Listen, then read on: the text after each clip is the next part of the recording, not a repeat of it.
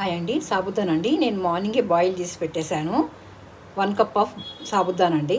ఇది 1 cup of అటుకులు అండి. సాబుదానా అటుకుల పాయసం అండి ఇప్పుడు నేను చేయబోయేది. నేను ఇంకా షుగర్కు బదులుగా ఇప్పుడు ఇది ఖర్జూర పొడి అండి, ఎండు ఖర్జూర పొడి. షుగర్కు బదులుగా ఎండు ఖర్జూర పొడిని వాడుతున్నానండి. ముందుగా స్టవ్ వెలిగించి పిస్తా అండి, బాదాం, అక్రోట్స్ అండి, కిస్మిస్, కుంకుమ పువ్వు, ఇది కొద్దిగా 1 టేబుల్ స్పూన్ కొబ్బరి పొడి అండి వేయండి. హాఫ్ ఆఫ్ ద గరిటెడు ఆవు నెయ్యి వేయండి.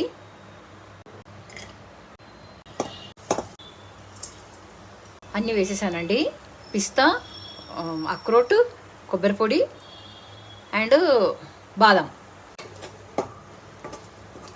అటుకులండి 1 బౌల్.